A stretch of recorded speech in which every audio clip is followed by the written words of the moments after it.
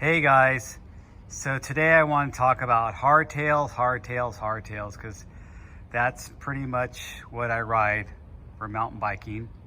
I'm a big fan of Steve and his channel Hardtail Party. I highly suggest you go to that channel for a lot of information about the different hardtails and different types of riding that he encounters with the hardtails that he's testing out.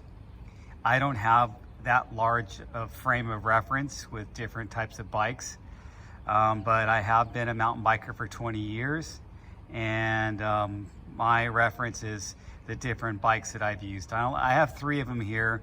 Obviously I've had a dozen or so in my past, but I mean, it's only about a dozen. It's not, I think he's tried probably 50 different hardtail frames.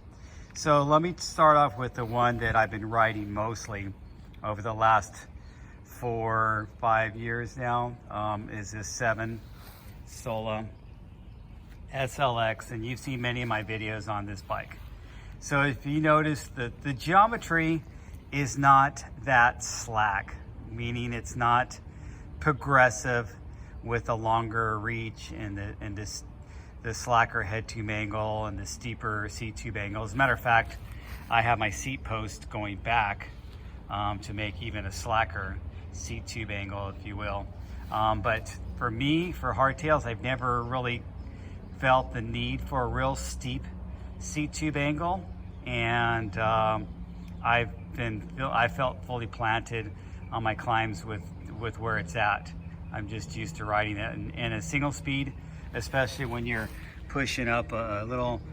That's a 20 tooth, so that's a 3220. When you're pushing up that 3220 with those big fat tires and wide rims, there's not a lot of saddle time, so you're not really sitting and spinning too much. And I choose only to ride on nice steep climbs and up my mountains. I don't really get into the those flat riding. It just, to me, that's not really what single speed is made for.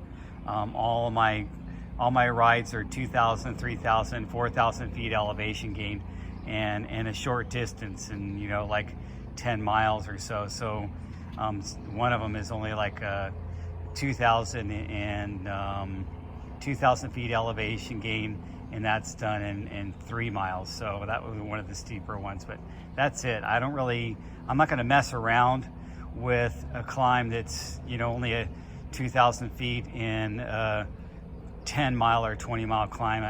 To me, that would be kind of boring and redundant to be spinning that much on a single speed. I want to go up, point my bike up the mountain, grind out that climb, and then be able to have that long pump track feeling, a flowy feeling where I'm not having to pedal too much. That's really what I'm after with a single speed, and that's my style of riding. But everybody has their own style and discipline in their own area that they live. So that's my oldest bike that I'm currently riding. I have older bikes, but like my Niner, my Sur 9 that you see in my older videos, my daughter's using that as a commuter bike. It's no longer a single speed. And then here's my newest ride. So we'll go from newest to oldest to newest to the in-between. And that's this Esker Jaffe. I've just fell in love with this bike. They went a little bit, as you could see, it's got a little bit longer reach, not too crazy long, but a little bit longer reach than my 7.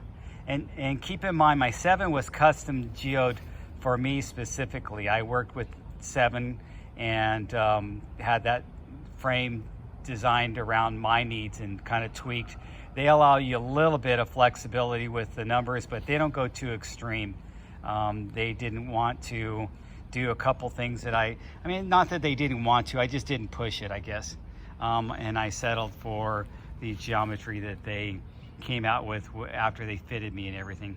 So here's, this is an inexpensive $700 frame that includes this wolf tooth headset and all the little trinkets to mount your cable routing. It's all external routing, obviously, except for the seat post dropper goes internal right there, and which I'm okay with that. But as you can see, look how it's kind of coming out a little bit. But I don't know. If I had that, might route it a little bit differently. I'm gonna have to mess with that and to get that plug to go back in there. It looks like it's about to come out. So anyway, I set this up the way they, would spec it. They don't have any single speeds, but they spec'd it for a 120 travel fork, and I just went ahead and kept the 120 travel fork. I wanted that lower bottom bracket. As you can see, the bottom bracket is pretty low. Those are 175 millimeter cranks. I've never been a person to like 170s or 165s for single speed. As a matter of fact, my first single speed bike that I built up with, that was 26-inch wheel bike, had a 180 crank on it, and I love that. It was a lot of torque, and when you're only one gear, that extra torque is what lunges you forward, especially if you're sticking with round rings like I do on single speed specifically. So anyway, that's a 66 head tube angle, but that's 66 with a 30% sag. So unsagged, it's probably a little bit slacker.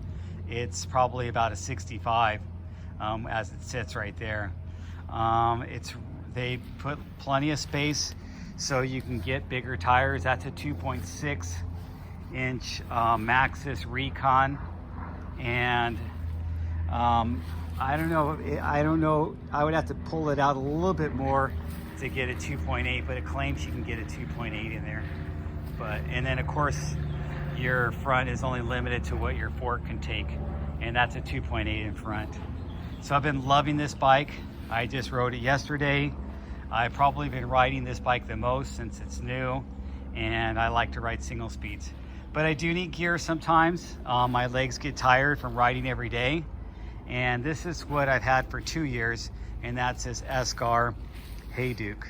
And you're saying, what's this thing with Esker? And I'm not sponsored by Esker in any way. I paid full retail price. I think they gave me a military discount, but in California that doesn't even cover the sales tax. So it's a very minimal discount. It's not like I'm getting a pro deal or anything like that. So this I set up with a 130 travel fork, even though it was spec'd at a 120. What that did is gave my stack height a little more height, 10 millimeters to be exact. So it raised up my front end a little bit. It also raised up my bottom bracket just a little bit. But this bike was intended to be switched to both 275 plus and 29. Now that is a 2.6 inch tire, which they say you can only go up to a 2.5 on this bike, but that 2.6 fit in there.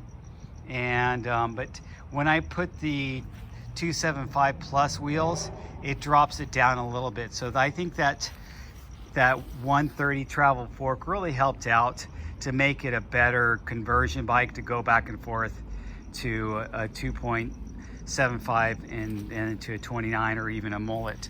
So that's how I have that set up. So I fell in love with Esker, with their steel tubing, the way they shape the tubing, the thin wall, it's quad butted, it's not overbuilt. It's not that light on a scale. I think it's still like a 5.5 pound frame. I should have weighed my frames before I built them up, but I didn't bother. And I don't even have a scale, to put it that way. I just go with whatever they wrote on the manufacturer's side.